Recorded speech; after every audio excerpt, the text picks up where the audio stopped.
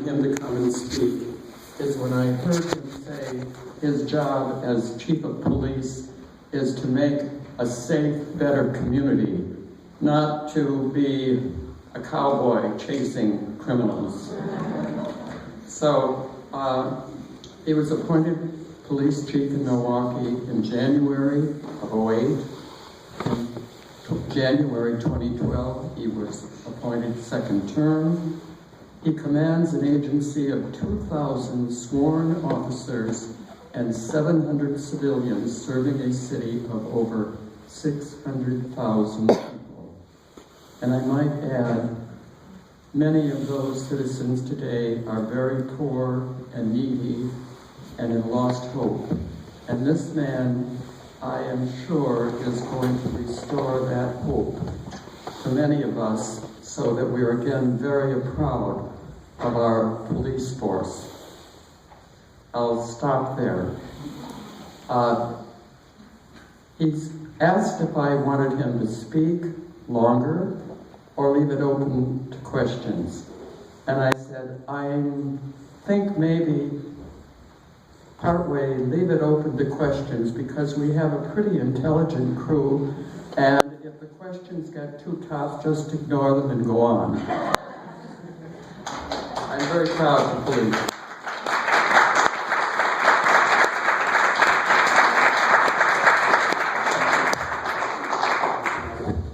Well, good afternoon. It's nice to see you all. Thanks for coming. Let me take my watch off and I'll keep an eye on my time. Oh, wait a minute. I don't have to. All set.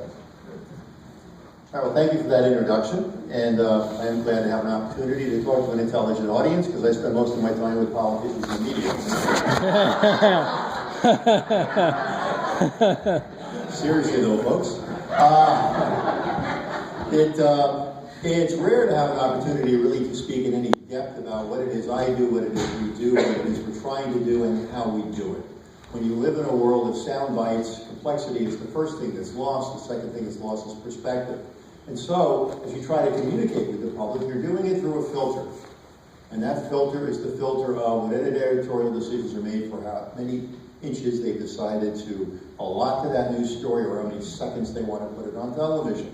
And as you know, when you see a lot of the circumstances that affect what the police do, we operate in a world that is beset with crisis. All right? We are involved in stressful circumstances. Things happen. Things go very badly wrong, sometimes despite your best intentions.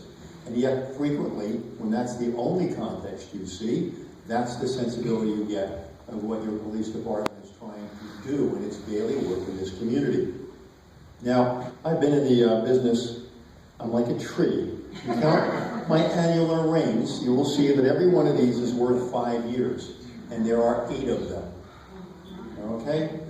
I have seen my profession evolve. I entered it from college, flushed with idealism, convinced back in 1970 that I was going to reform American policing. I was 22, I'm smart. But I was really moved at that point in time. I was a history major. I was very much moved by the era. Okay? We went to college between 1966 and 1970. We felt like we were at this crisis point in American history. All right? Where was this experiment going to end up? Our cities were alight, which was indicated. I went to college in Philadelphia. Philadelphia had its share of racial disturbances. I remember I was at a mixer the night of Martin Luther King's assassination, and I remember that streets were alight as we tried to drive the girls back to Chestnut Hill College from the south. It was a very exciting but also frightening time. Our leaders were being assassinated. We seemed to be losing our moral compass in Vietnam. What was going to happen? And it was that point in time that I had a chance to read something that was written the last time there was a liberal progressive consensus about policing criminal justice and the challenges of our cities. And it was the President's Commission on Law Enforcement and the Administration of Justice. It was called The Challenge of Crime in a Free Society. Now, it was an enormous undertaking, and it was an era back between, say, 1967 and 1969, when a series of very thoughtful commission reports came out. There was one on the criminal justice system, as I said, the challenge of crime in a free society. There was the the Commission report on violence in America. There was the Kerner Commission report on the urban riots. There was one after another shaping up to talk about the crisis in America's cities. And when you're that age, you're on a mission, okay? Well, Wall Street wasn't as fashionable in our class as it would be in subsequent classes. But in any way, you wanted a mission, and I said, this seems worthy. So I entered policing in 1971, fresh with my liberal arts degree, and of course everybody in the squadron figured I was a plant from the FBI. But they were great guys, and I want to tell you something. Trying to understand both the evolution of policing and the reality of the police officer's work is sometimes difficult to communicate. And I want you to understand something here. I'm not going to walk through the history of the enormous changes in my business since that era. But I can tell you this, when you look at that tired police officer today who's slightly overweight, kind of tired looking from years of working night shifts, they don't start out that way. All right? They start out bright-eyed, bushy-tailed, and thin. Okay? Filled with optimism. When I go to those recruit classes every year, the eagerness and idealism reminds me of my younger self. And we send them into a meat grinder. No one in American society is exposed to such an unremitting litany of misery without help, and all their games are away games, as those young police officers. And they do not have the tools to prevail. American society in the last 30 years has overwhelmingly disinvested in substance abuse treatment, it's disinvested in alcohol abuse treatment, it's disinvested in shelter, it's disinvested in housing, it's disinvested in mental health services, it's disinvested in social services, and as always, who gets the phone call about something is happening that shouldn't be happening, about something about what should be done now? Who gets that call? We do. Okay? We send two guys, a guy and a gal, and two gals, come up with a provisional solution. And sometimes the provisional solution is arrest. Oh my gosh, arrest. But sometimes arrest is the only way somebody's going to get mental health services. Sometimes arrest is the only way we're going to resolve the situation. It's a little bit like a baseball game. The game's got to go on. And if the manager doesn't shut up sooner or later, the manager's going to get thrown out of the game. And sometimes that's the only way to resolve a dispute in the street. We don't care if it's a disorderly person's arrested and it'll get thrown out over the weekend. Right now, this neighborhood can be restored to some level of peace and harmony. But they do not have endless tools. Now, we on our own in the police have undertaken to train our officers in crisis intervention. All right, the ability to talk people through a circumstance in which deadly force might be useful, might be justified, but they don't use it. They talk the person down. They get them into mental health services. We've had almost a third of the department trained in that response. We give them training, constant training, on the uses of force and how not to use it. I mean, the number of times I go through piles of reports from the weekend when they could have used force and didn't far outweigh the number of times they do. Now, obviously, and importantly, every time we use deadly force, it gets hyper-scrutinized. But the number of times, I don't know if you saw in the news just the other night, serving a warrant at a drug house on the south side, our officers came under fire. All right? One of the fellows that I've worked with directly is John Witkowski, had a bullet go from a building past his chest and behind his head. They still hit that house and didn't use their firearms and arrested everybody inside and recovered the guns and drugs. Nobody got shot, although we almost did. Right? Now, over the course of my career, I can tell you, having been to the Law Enforcement Memorial on numerous occasions, there are the names of 7 men I knew personally on that monument. Right? This is not done without a cost. And the cost isn't only physical. I mean, we are well known that policing can be physically dangerous. But what people don't realize is it's the emotional hazards of policing that take the greatest toll. This is psychologically dangerous work.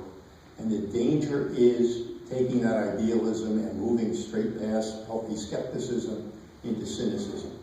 And it's cynicism that leads to the high rates of alcoholism, divorce, and sadly suicide that also afflict our profession. Within the first year I was here, we had 3 officers take their own lives. And almost every one of them was somehow, was related to a use of alcohol. In fact, we have been working with the University of Wisconsin here in Milwaukee to do a psychological autopsy of 20 years worth of suicides, and we've partnered with the International Association of Chiefs of Police to use these findings to guide further research to try to give the officers the services they need as they, reach their breaking point in terms of just how much they're able to cope with themselves, given what they see. But over the course of a generation of policing, particularly in the early years of my career, a great deal of research was done into how we did policing, what the consensus was at that era about how policing should take place. And the holy trinity of policing from the 60s into the 70s, into the early 80s, was this notion of preventive patrol, have police officers in cars, get them off the footbeats, get them in cars, because cars can get them to calls faster, cars can carry emergency equipment, cars protect them from the elements, and we can create this omnipresence by driving randomly around the city, and everybody will think the police are everywhere. Second leg of that trinity was the importance of the 911 system, all right? And the rapid response tied to a 911 system was going to result in more arrests. So we're going to have random patrol, rapid response, and the third part was the criminal investigations process. The detectives, highly trained, would solve crimes just like they do in all those British villages in which all those murders are taking place. I'm afraid to go to England. I think the most dangerous place on earth is an English village. Apparently, the more charming it is, the more homicides likely to occur. But they talk about the cities. Hey, go to London. Nobody seems to get killed there. But at any rate, this notion was, and it worked its way into the popular consciousness, that investigations process was basically a deductive enterprise. You eliminate suspects and come up with the person who did it. Well, we tested all of these things, and some of the people that performed some of those tests had ties to Milwaukee. But what did we find when we tested the assumptions? Well, we found through the Kansas City Patrol experiment that random patrol produced random results. People didn't notice whether there were more or fewer cars by and large. In fact, the control areas that had no cars driving around in between cars had the same approval ratings for the police as the ones that had twice as many cars driving around them. He did research into the 911 rapid response. Now, I'm not talking about first aid calls or crimes in progress, but what they found was that over 90% of calls to the police, the incident had been over for some period of time before the police were even contacted. The average amount of time was 20 minutes. And so the ability to rapidly respond in a car to something that had already happened 20 minutes ago, but nonetheless, we're spending millions of dollars in improving that response time. And the third part of the thing is criminal investigations. Well, when I need good detectives, I need good detectives. There's nothing like it. But the vast majority of crimes are solved because somebody tells us who did it. That's not cheating. Right? You have to have some level of community trust and confidence to have people share information with you. But the best detectives got information from people. And the most important part of the investigations process was the quality of the report the patrol officer filled out at the scene of the crime. Did they get everybody's phone number? Did they get the name of all the witnesses? Did they get the names of all the neighbors? Did they do a neighborhood canvass and knock on the doors to see if anybody saw anything? And from that, detectives had something to work with. They had the phone numbers, they had the names, they could start to follow up and get somebody to tell them what happened. Well, as with many industries, particularly in government, our industry didn't do a lot with these findings. And the reason is simple, and you should think of this when you get impatient with your government. It is far safer to fail using conventional methods than it ever is to innovate in public life. Think about it, okay? If I fail doing what's always been done, what's the criticism going to be from politicians and the media? That's the accepted practice. Must be something beyond our control.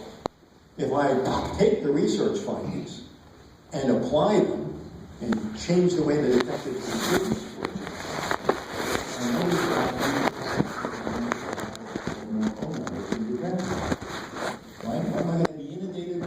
I'm going to be inundated with requests from the newspaper about this investigation happening. If you read and say you make an announcement the day you're sworn in that when the police emphasize response to non-emergencies so we can create more time for foot patrol and bicycle patrol so we can reoccupy public spaces for people to use them, you're probably going to get a bad newspaper story out of the Journal Sentinel. You're probably going to get a bad newspaper story that says, shocking, police response time to non-emergencies has increased. Didn't I say I was going to do that? All right? So, all of these things are fraught with risk. And so we were slow to change, but we did begin to change. In the 80s and 90s saw a revolution in American policing and a movement towards something called, community policing, problem-oriented policing. But the notion began to crystallize that we weren't just in the business of trying to lower the statistical probability of somebody being the victim of a single crime against the person. What was happening in America's cities is we were losing them. They were emptying out of people. They were losing population. They were losing industry. They were losing their middle and working class. They were becoming the places that the United States delegated poverty to. And that was bad for the people who were left behind. It was bad for the economy. It was bad for the cities. Still remember being in a Jersey City diner. That's where I started out in policing in Jersey City. The New York Daily News was on our table, and it was, remember, Gerald Ford to New York City, dropped dead. Remember that headline? Back around 1977, they were going broke. It was anarchy. I was going to school there part-time. You'd step over the sleeping bodies in the 33rd Street train station. It'd be like 150 people bedding down for the night. It was terrible. It looked like we had lost the moral consensus to hold our cities together. And so this notion that the police had to start looking to deal differently with neighborhoods to stabilize them, started adopting different methods, gradually took hold. And with the help of the Clinton administration, actually, and the creation of the community-oriented policing office and the money being made available to cities to hire police officers, including here, we began to really implement notions of community-based policing. Now, by the time I got here in, where it was, 2008, the Milwaukee Police Department had made some fitful strides in that direction, but was still a very classically organized police department, still very much beholden to the old ways. I mean, 25 years after the RAND Corporation studies on response time and criminal investigation, the two metrics that the police department was held hostage to was response time and clearance rate. And I'm like, this is a 1970, a command staff report? What is this? What are you talking about? Really? And I think, well, yeah, that's, that was the expectation. And so what we started to do was reorganize the department, emphasizing the notion of geography. Now here's what's behind it. Once we had done reorganizations, we moved to things like value statements and mission statements. And our mission statement today is that the mission of the Milwaukee Police Department is to create neighborhoods capable of sustaining civic life. That's our mission statement. All right? And we try to do that by reducing levels of crime, fear, and disorder, by using a community-based, problem-oriented, data-driven strategy. But the mission, create neighborhoods. Now, I'm convinced this is why free people tolerate police authority. This is where we can create neighborhoods you can raise your children in and pursue the American dream. In too many neighborhoods, that's not possible. And it's not possible because of high rates of violence. Milwaukee has the fourth highest poverty rate in the United States of any city of recorded rate. Now, you wouldn't know that around here. And thank God we've got very strong neighborhoods. We've got strong downtown. We've got strong neighborhoods. They float the boat for us. But we have concentrations of poverty in this city as bad as any city in America. And its most visible symptom is violence. Now, when I say what I'm about to say, I have to give it context because some people hear it differently than I'm trying to communicate. I'm going to say it and I'll explain it. In my opinion, crime causes poverty. No, I'm not stupid. I know high rates of crime correlate with high rates of poverty. Yes, I get that. Okay? I understand that all races and all ethnic groups and all social classes have an equal propensity to sin. Okay, but the sins of the the Harvard-educated Wall Street guy are not going to be the sins of public space violence. Okay? They're going to be crimes. They're going to be worth more money. but they're not going to be public space violence. And the challenge for us is that public space violence is the province of the poor. And crime in public spaces destroys neighborhoods. Destroys them two ways. It destabilizes them, which makes people that have means want to leave them. That's both homeowners and stable renters. Number two, creates an environment which small businessmen do not want to stay unless they're also selling something illegal. Creates an environment in which entry-level jobs desert the community because people that operate businesses and warehouses and whatnot in troubled neighborhoods want to know if their customers are going to be safe, if their workers are going to be safe, if their building is going to be broken into. The answer is to yes to all the above. They're going to go somewhere else. And when they go somewhere else, in a place like Milwaukee, it's going to be a place that's off the transportation grid. And in a place like Milwaukee, right, if you are, underemployed, if you're on the poverty line, and somebody steals your car, you're going to end up unemployed. Yeah. You're not going to be able to get to work. You have to replace that vehicle, and they can hire somebody else. Stolen car in some areas of this city is a stolen job. Yep. And so this notion is, quite honestly, I've had this experience. This is the fourth city with high rates of poverty that I've worked in. I remember when I was in Springfield, Massachusetts, another very poor city, western Massachusetts, 150,000 people. We would drive around with economic developers, trying to lure them into the city, and I would drive around with the economic development director. And the first question out of that guy's mouth was, is it safe here? Now, all the public debate was, we have to improve our schools so we'll be more economically competitive. That's an 18-year investment. That wants to buy a place to put his kids. Only 18 years. He wants to know right now, is it safe? And if it doesn't look safe, it's going to go somewhere else. Every time those jobs close, every time those businesses close, every time those businesses don't invest here, people lose after-school jobs. They lose entry-level jobs. They lose the ability to gain experience working. Drive around our poorest neighborhoods. Do you see economic vitality anywhere? Well, not legally. Not legally. And the economic vitality that is there is regulated with violence.